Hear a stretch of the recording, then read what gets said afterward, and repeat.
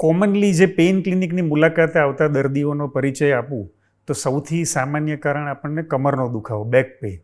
હવે આ back pain વિશ્વભરમાં એટલું બધું કોમન છે કે દરેક વ્યક્તિ 80% વિશ્વની વસ્તી લાઈફમાં એકાદ વખત તો બેક પેઇનથી પીડિત થતી જ હોય છે. બીજું એક કોમન તમને રીઝન કહું કે 90% દર્દીઓને આપણે ઓપરેશન વગર કમરનો દુખાવો કાબૂમાં લાવી શકાય છે. પેઇન મેનેજમેન્ટમાં અમે લોકો દુખાવો ક્યાંથી ઉદ્ભવે છે એ શોધી કાઢતા હોઈએ.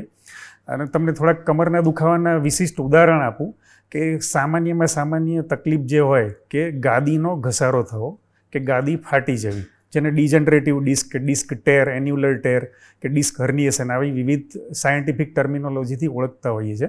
આમાં દર્દીને બેક પેઇન ઉપરાંત ઘણીવાર દુખાવો પગમાં પણ જતો હોય અને જણજણાટી થવી, ખાલી ચડવી, જેને આપણે સાયટિકા તરીકે ઓળખતા હોય, આ પ્રકારનું પેઇન પણ ઉદ્ભવતું હોય. બીજું જે મોટી ઉંમરે થતો રોગ જેવો કે કરોડરજ્જુની આસપાસની જગ્યા સાંકડી થવી કે જ્ઞાનતંતુની નસની આસપાસની જગ્યા સાંકડી થવી, એના કારણે પણ સમસ્યા સર્જાતી હોય છે.